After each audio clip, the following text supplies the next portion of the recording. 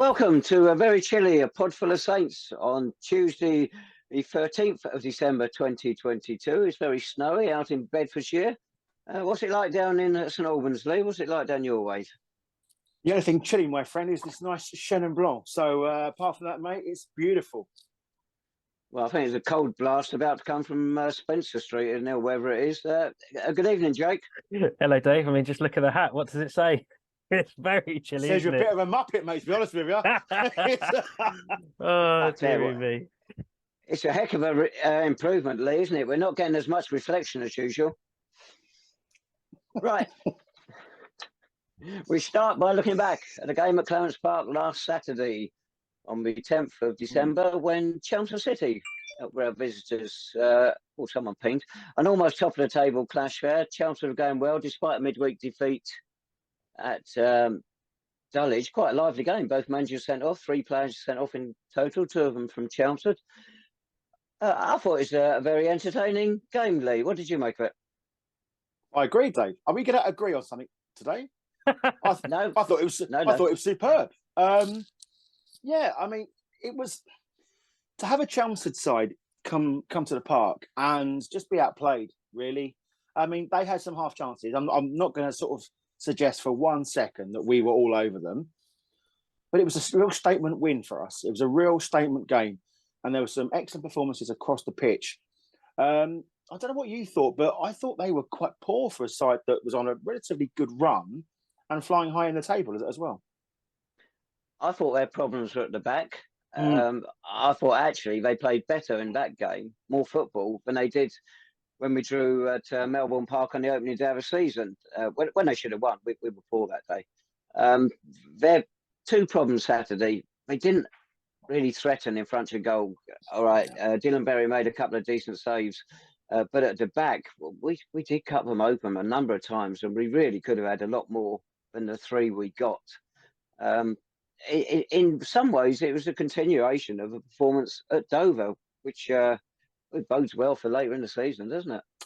I'm glad you mentioned their defence, because I think their captain, Dave Winfield, a man after my own heart, he likes the finer things in life, and he was struggling big time with all of our movement and all of our pace, and he had absolutely no answer at all. And when you've got Tafari Moore having you on toast at regular intervals during the first half in particular, you know you've got a serious issue. And that's taking nothing away from Tafari Moore, because I thought he was excellent in the first half. Banton, again, is doing Banton things. The movement was exquisite. Jeffers causing no end of problems. And as Dave said, they had no answer. And I think we could have come away from that being 5 or 6 goals to the good, and no one would have batted an eyelid. Yeah, but possession-wise, I would say they probably had 50% of it. And it was in our half. It wasn't tip-tapping around in their half, but they couldn't threaten us. Whereas when we went forward, we did threaten them time and time again. With Dave Winfield, Jake, was there a suggestion somewhere that he was carrying an injury? Yeah, I think so, but maybe he'd just been to the Christmas party the night before, as Lee suggested. I think interestingly, you boys talk about, you know, the difference of the 2 teams, and going on the Chelmsford forum after the game. On there, they're just like the only difference between us is they've got a number 9 in Shaun Jeffers, who we let go a couple of years ago, and we don't have a striker that can consistently score goals. And I think we're seeing the importance, aren't we, again, of Shaun Jeffers at the minute. You know, he probably missed a couple of decent chances actually on Saturday, put away the harder ones. But as Lee said, I thought it was a real statement victory. And we talked about last week, didn't we, how important it would be if we could pick up 3 points against Chelmsford in the sort of just building things, continuing on from Dover and recent victories. And the momentum is really with us at the minute, isn't it? And I think that win against Chelmsford, I think Dave, we talked about earlier in the season, didn't we? That the Saints hadn't really beaten anyone inside the top 4 or 5, even the top 7. Now we've got the scalp of Chelmsford, and things are just building really, really nicely at the minute. What I would say, go on. I was just going to say, we're far from the fully formed article that we need to be, but it gives you so much hope. The fact is that we are taking apart a team like Chelmsford. Yes, they didn't really have a striker, but they weren't they were resorting to long range stuff, and yeah, they were trying to get it out wide, but we had answers for everywhere.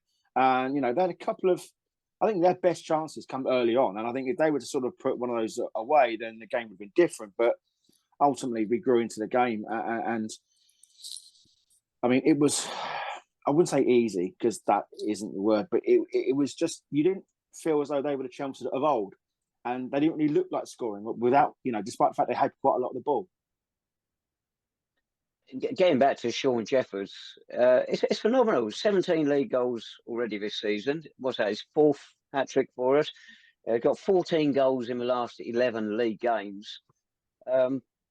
Chelmsford might have a point. He's the difference between the sides at the moment, and he's providing that cutting edge which he gave us again last season. But as I think you've hinted already, Safari Moore and the other flank, you've got Devante Stanley, although I thought he's a bit quieter Saturday. You've got players and Mitchell Weiss all through that team who are contributing at the moment. We're not a one-man team, but of course he will get the headlines because of the goals he gets.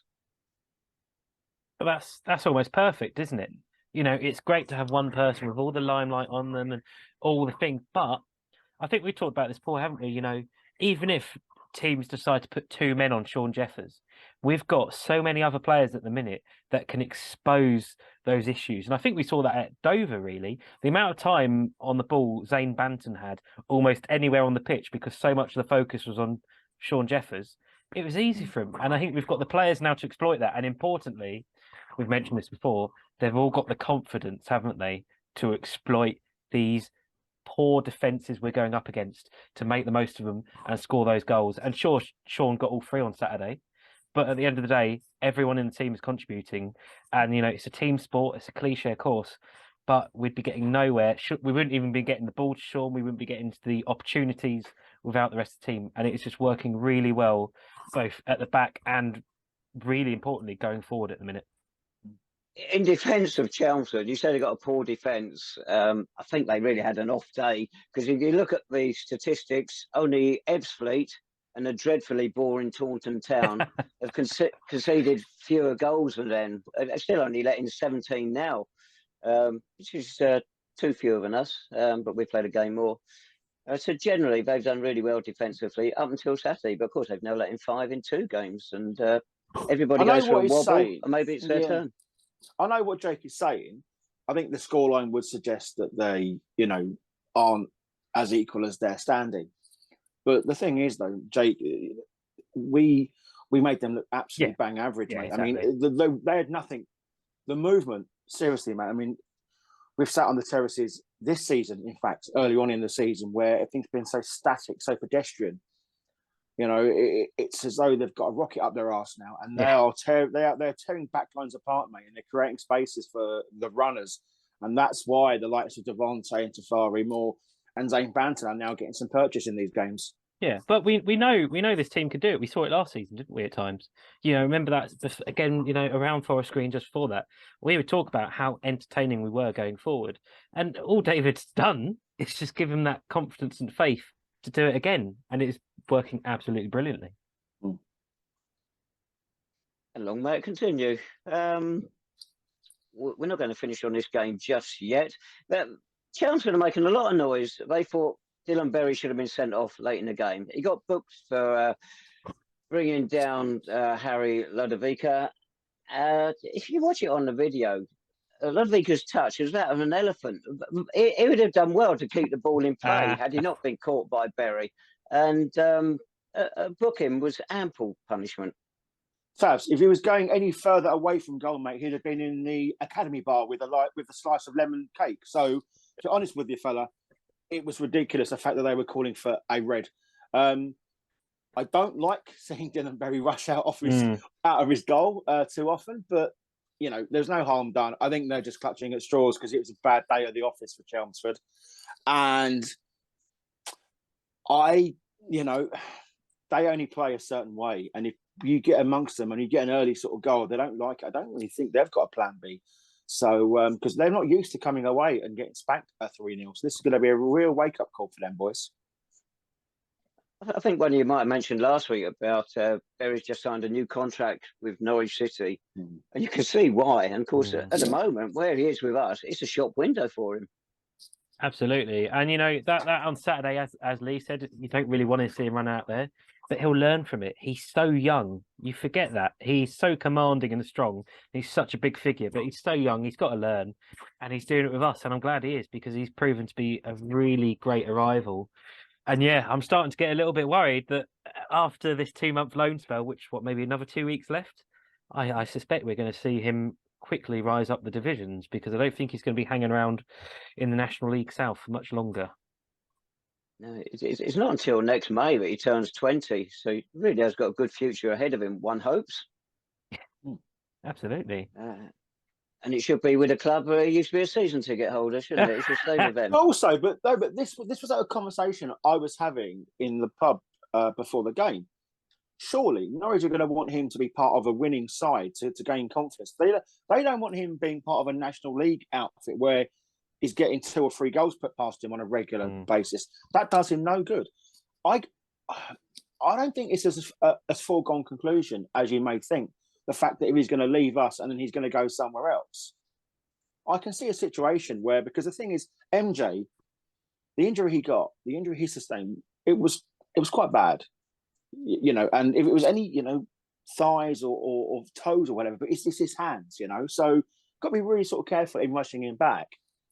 And I wouldn't be at all put out by the fact that we get Berry for another month or even 2, because that would be fantastic. Just because he's a fantastic goalkeeper and he plays for a pro club doesn't automatically mean that they're going to bump him up higher, because he's going to get his experience when he goes through their ranks. You know, he doesn't need to be on the end of a Solihull Moors 4-0 thrashing, you know, this, that, and the other, because he's going to learn nothing from that. To be part of a winning side, to be part of that winning mentality, I'd have to sort of see him here stay a little bit longer. Yeah, there were a lot of games called off across the country last Saturday, including National League South. I thought Clarence Park looked pretty good. It's only on the highlights from the raised vision from the camera. You can see there seemed to be a frost developing down the Hatfield Road end. It's unfortunate that Lewis Dunn, Chelmsford player, seems to have got a pretty nasty injury, but that was a pitch rather than anything else. It didn't seem to have an influence on the result, but I could see.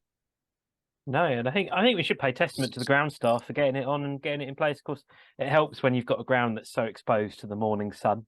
I think that would have done a lot of the work. But fair play to the ground staff for getting it on. I think we were probably one of the only non-league games left in Hertfordshire, let alone anywhere nearby. So yeah, really good to see, and it makes it a lot easier when you come away with 3 goals and 3 points. It does. The 3 goals is interesting. You might have seen the stat I sent out earlier week. Our first 4 games at home, we didn't score. The next 4, we got 1. Now, the last 3, we got 3. So we're going to make that 4 threes as well, with the visit of Havant Waterlooville on Saturday. They're second in the table. If they win, they go top. There's only 2 games in the league that day. It's a massive game, isn't it? We can't go up any places by winning Saturday, but we can put a 4-point gap between ourselves and 8th place Worthing. I think it's going to be a whole new kettle of fish, to be fair. You know, Havant are, dare I say, a bit more intelligent in the way they play their football. It's going to be a completely different test for Noble's side. But the thing is, we are now talking about looking up the table, where it was only a few months ago we were looking about what was beneath us, which is a real testament to the players and David Noble. I don't know whether they could be ready for Havant, because I've seen some of the highlights this season, and they are a very, very good side. I say they're actually better than Chelmsford in many, many, many ways. So hopefully I think not having to play tonight against Hungerford has done us a favour, because we can look to the likes of Havant at home and really sort of kickstart as well and maintain that momentum going into Christmas. Because Christmas, you know, we're playing a couple of pub teams over the course of the festive period. So, and anything goes in those, but you know, form is always there. So, and if we can get something again from Havant going into the festive period, then that's going to do us really, really well. The difference between Chelmsford and Havant might not be that bigly, because had Havant lost last Saturday and Chelmsford won, total the other way around to what did happen, they would now be level on points from the same number of games.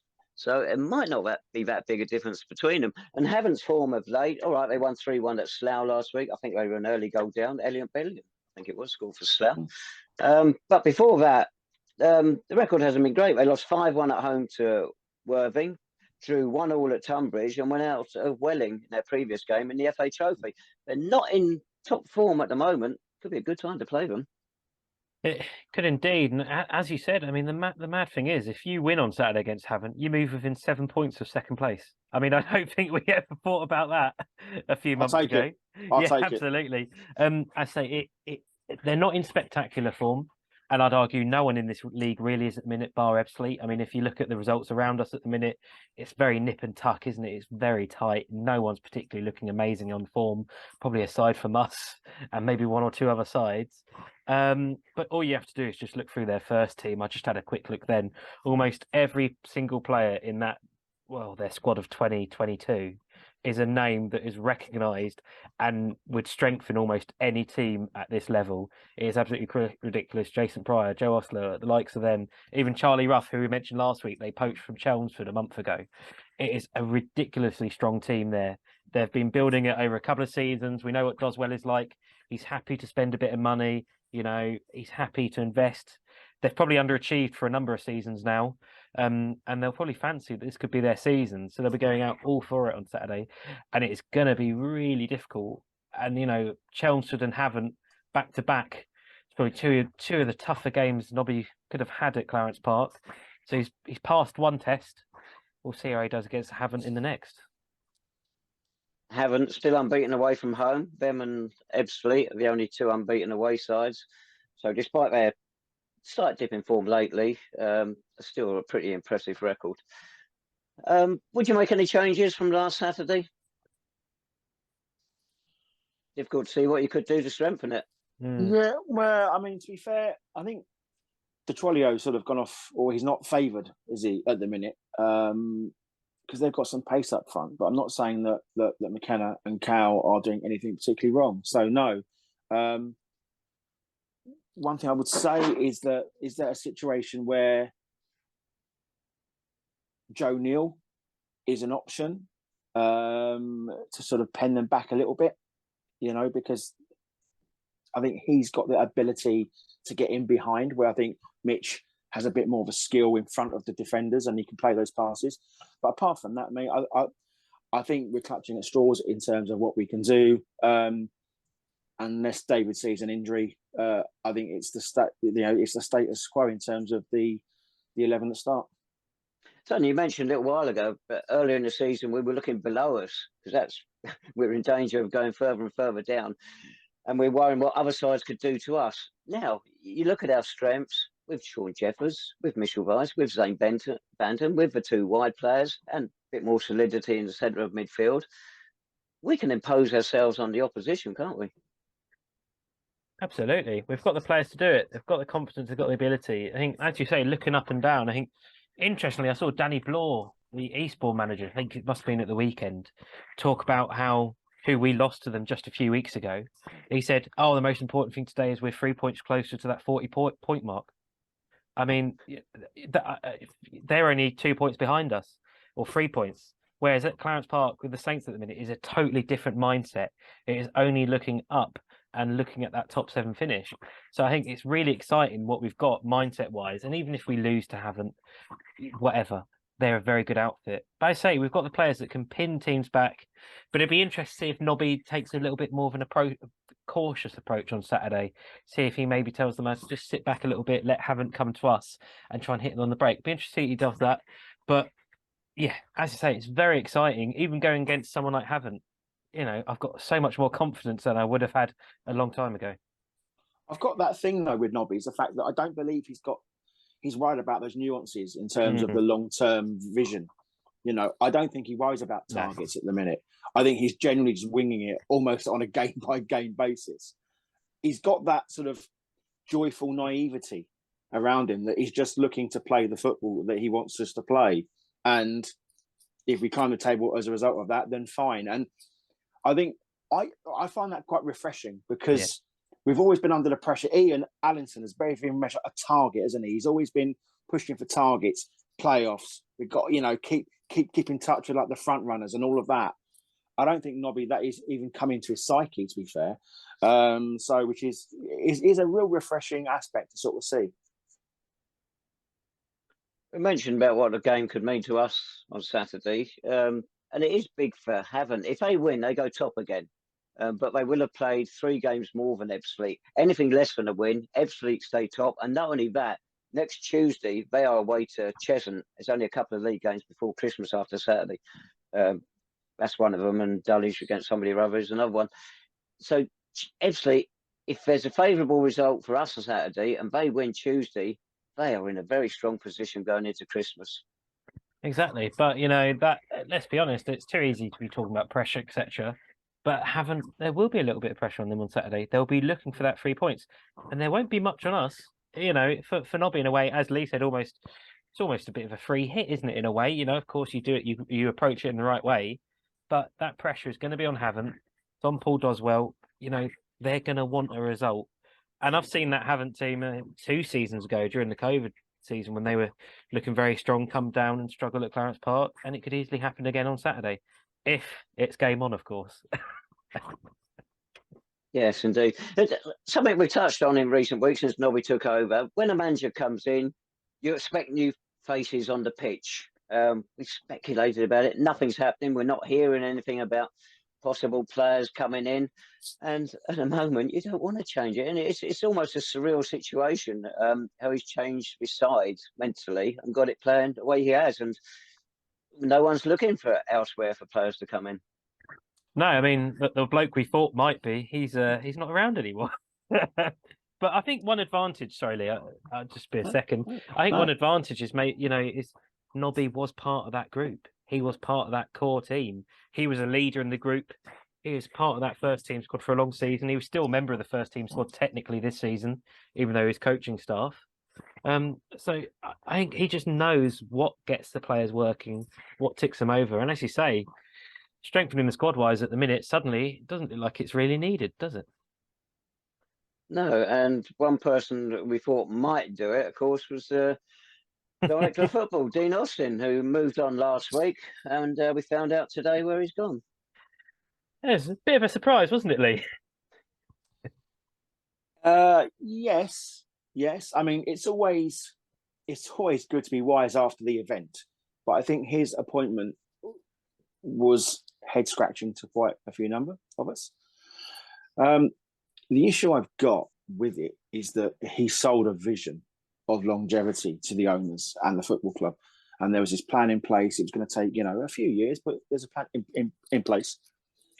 When he left, it was only going to be for one of 2 reasons. One, he was going to be announced at a higher level in a similar role before Christmas, or it was the fallout from the David Noble appointment. He was working on an FA course for director of football. They offer those now, and he was taking that. So it was quite evident he had no desire to sort of see things out at City, which is disappointing considering that he sold that massive project to Lawrence and the club. I mean, I wish, we all do wish him well because he's a professional footballer. That's where his head is. That's where his heart is. But the thing is now is that where does this project of bringing through the young players, the Trollio, etc., they were already part of the first team setup before he became director of football. Some people think that Austin got a little bit of a hard deal after he fell out with Ian in the summer. But again, I think the one time we actually do need something like the director of football is now when you've got an inexperienced manager. Ironically, he was there when we had the most experienced manager that we could have had. So it's not great timing. It's weird timing. But, I think in terms of St Albans City being a stepping stone now for not only players, but also it seems coaching people as well. Well, it's interesting. Where does the club go now? Does it go for a director of football and he's responsible for the academy, bringing that through, and the reserve team as well, and the way the club plays its football in many ways? Or do we go with someone who goes and just runs the academy, the reserve side, and leave the first team entirely to David Noble, and any recruitment is down to him to get whoever he wants? And you don't say to a director of football, but I want so and so, or want somebody to play in that position. Shop around, see what you can find. Will it be Nobby's decision? Say, look, I don't want one, or yes, I would like one, or will the club deal with it in the same professional way they dealt with getting a new manager after Ian went? I think one of the key issues that we realised, didn't we, Jake, from Dean Austin, there was, I want to say this in the best possible light, there was an arrogance about him. You know, when he spoke at the Supporters Trust he said, what, basically all first team affairs, I tell what colour kit to wear, I tell them how long I want the grass, you know, how to wipe their ass. You know, it was literally the whole umbrella was under his tenure. And I think that's what got rubbed Ian up the wrong way, wasn't it, mate? You know, and it was very, very evident from the off that it was, he wanted everyone to know that Dean Austin was in charge. On the backside of that, some would say that Dean Austin only really cares about Dean Austin, and he saw this club as a stepping stone for where he is now. Possibly, but again, you know, he did good things whilst he was here. So my only concern, my only disappointment is the fact that he sold a longer term project and he's not been able to sort of see it out. Yeah, I think maybe I'd say, was it almost describe it as a confidence he had in his ability to make those decisions. As I say, and as Neil said in the episode, if you haven't watched it a few weeks ago, you know, him and Ian did fall out. And I think, you know, as you said, that stuff probably did contribute to some extent. We'll never know the full picture, will we? But yeah, I think, Dave, as you say, that sort of what pathway do we go down now? In Dean's post on LinkedIn, you know, as you put all posts these days, he talked about, you know, developing a recruitment team, didn't he? I think at the club, and of course we haven't seen much recruitment this season really, apart from Dylan Berry. So now you sort of say, who leads that up now? Is that why we're going to have to try and stick with a football director sort of role in terms of who leads that recruitment team? I think Dean did a very good job with the academy. I think we've seen that start to pay off. We're seeing players come through that. But yeah, it certainly leaves a bit of a void. But, you know, strangely, even though he's so inexperienced, I have a lot of confidence in David Noble and John Meeks at the minute, that there may be a void at the moment. But I have total faith in those two to at least, you know, keep the ship as steady as it needs to be on the pitch at least. And behind the scenes, it's now another recruitment process, isn't it, for the owners? And we talked about how important the managerial one was a long time, well, you know, a few weeks ago. This one is equally as important, because you need someone in there who knows what you want and can follow what the club needs and what can work with David Noble. And that's going to take a little bit of time to find. It'll be very interesting what they go with there. Well, from the outside, the way they dealt with getting the manager in was close on shambolic, and the communications with supporters didn't help at all. It was a lack of communication. They could have made it so much easier if they kept everybody informed. And it is going to be interesting, the path they go down. If they could clarify which way they're going to go with that now. If they know already, they might still need to discuss it themselves. Who knows?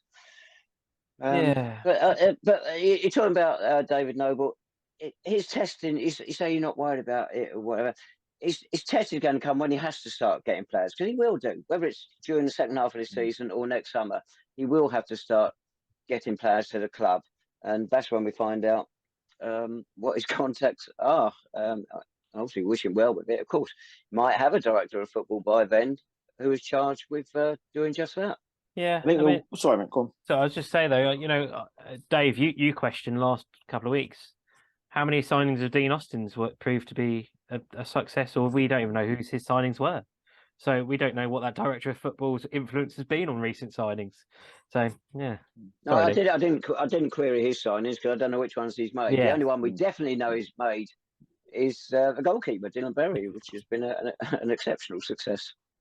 I think you sort of spoke a bit earlier, Tavs, about the fact that, you know, we don't need to get players in at the minute because everyone's playing well.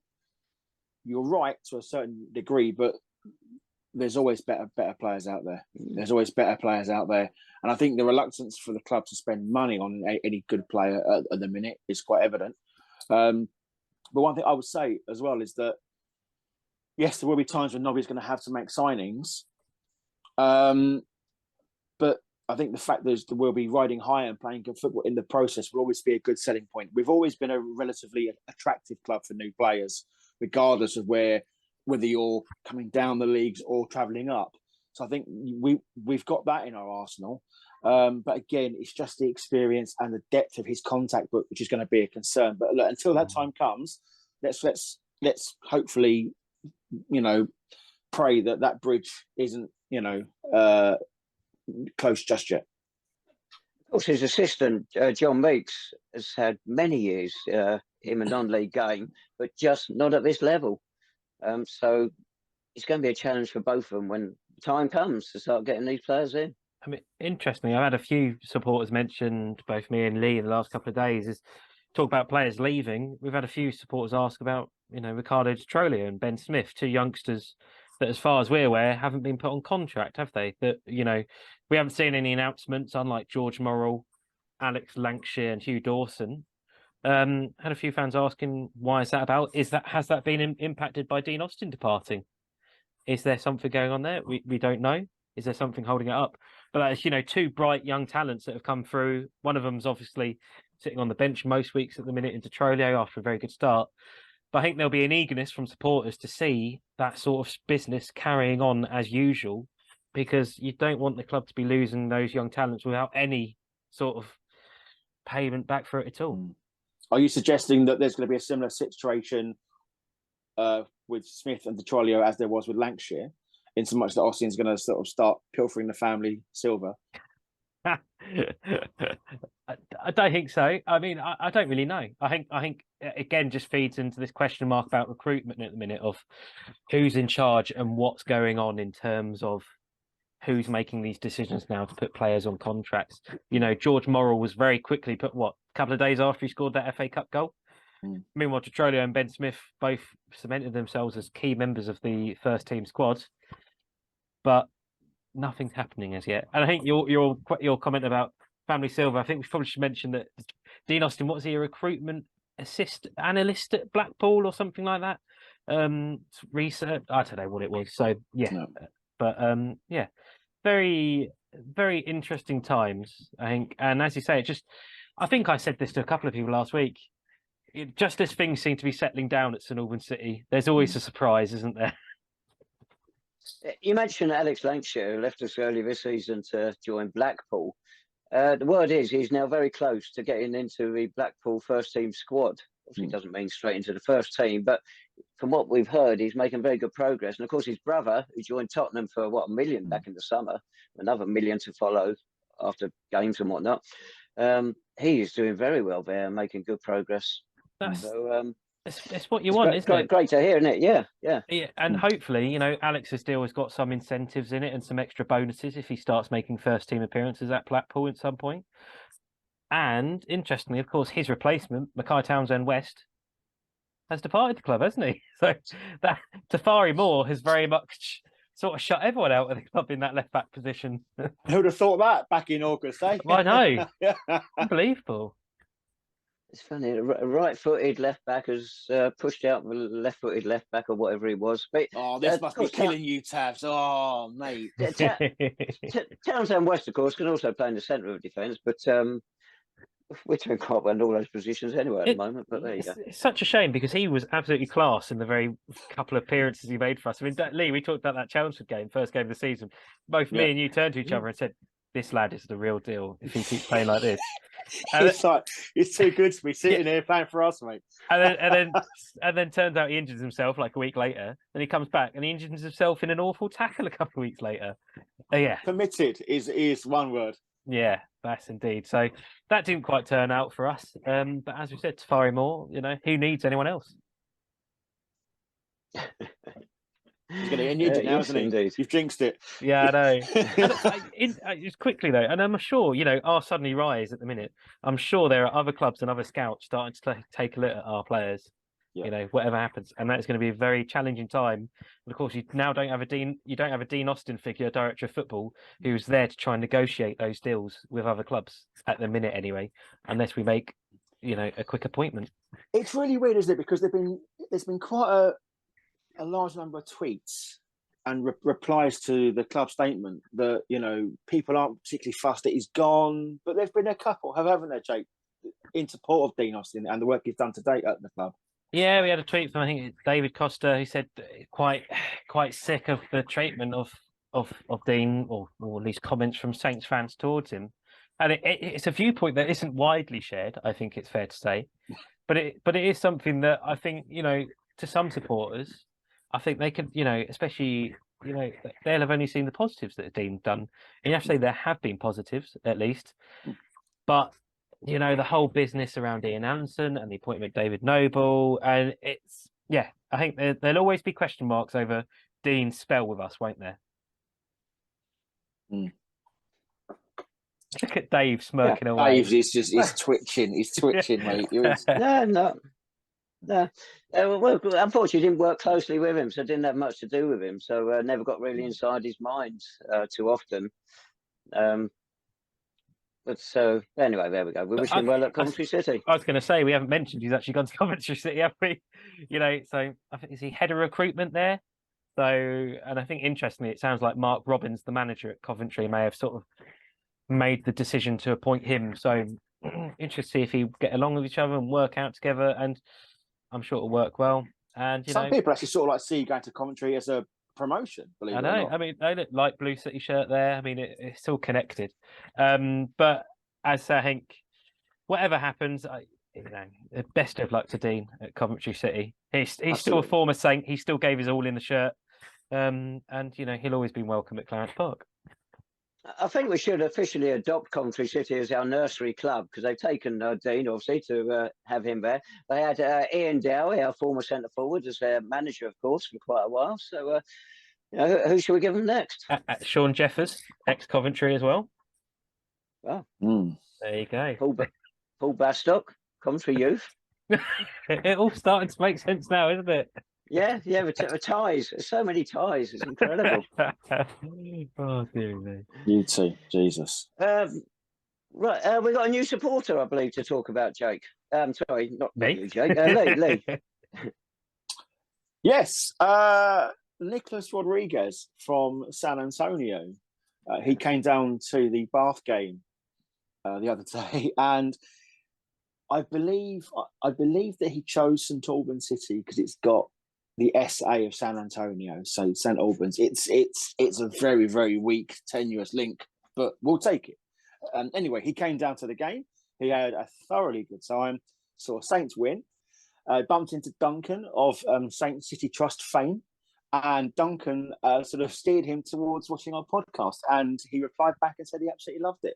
So, Nicholas, thank you very much. There's plenty more where that come from, my friend. We welcome you as a Saint. Don't be put off by Dave. He's not as cantankerous as he always appears to on screen. If you do come down, come visit the Saints again in the future, do let us know. Keep in contact with us and we'll meet up and take you for a beer. Yes, welcome on board, Nicholas. I hope Duncan managed to sell you some raffle tickets. I hope you haven't got much or high expectations for on the pitch. It's funny, you read a letter that he sent to the club. It was reproduced in last Saturday's programme. And Nicholas, he's gushing with praise in that Bath City match, which to the rest of us was a pretty dreadful game. And the two since then have been far better. So hopefully next time you come, you not only see another 3-0 win, but some entertaining football as well. I think that's probably, you know, that's one thing we should say, you know, the global reach of the club is increasing. And it's nice to see people from abroad supporting us and coming down and enjoying Clarence Park. It's easy for us to forget, but, you know, going down to Clarence Park is a very enjoyable experience for a lot of people. It's so different to most sports stadiums around the world. So, yeah, very welcome. And, yeah, I don't know why you're bothering to watch this, but someone's got to. We've got the Scandinavian Saints, haven't we? We've got our lot of supporters that keep going over to Germany to see our twin town. So it's good to see the message spread far and wide. Well, a little bit closer to home, we've had, I don't know why, but for some this week we've had an influx of messages and tweets and texts. I don't know whether you've been particularly bored or not, but we've had Daniel Palethorpe, Ben Masters has emailed in with his suggestions of ex-Saints who've played international games, etc. So that is still ongoing. We've had there's a lot of fallout from that, Jake. So again, thank you so much for everyone that does take the time to get in touch. We do read everything. We can't always reply because we're lazy or bored or busy. But apart from that, Jake is going to give you the Twitter handle and how to get in touch with us. Yep, it's at a Podful of Saints on Twitter, and you also got the email as well. We also had another message from Lewis asking, "Is Dave going to bang on about how unenjoyable a 3-0 win against Bath was every week?" So I'm glad. I'm glad Dave's mentioned it again today. Oh dear. That's But awesome. also praise to the Hill, a performance at Dover, which was only a draw, so not influenced by results. There you go. And talking to people getting in touch, Liam Dwyer, we're looking at your one as well. City players into the Football League. All these are being considered, and probably when get some games called off and we're desperate to fill time, we go for it. We will. We will. On that delightful note, I guess we'll say goodbye and we'll see you. No, you won't. Again. You're going to do a prediction. You do a prediction for Saturday. Oh, okay. Apart from postponed, yes, I'll go 1-1. Right. I'm going to go 2-1 Saints. And got some more bad news, gents. We've got to talk about Hemel Hempstead next week. Really? Yeah. They're still going? Yeah, apparently. No. No. Well, on that delightful open. Thanks, Jake. Yeah, thanks for ruining Christmas, Jake. We will see you all again next week for another episode. Thank you very much for joining us. Take care. Bye-bye. Yeah.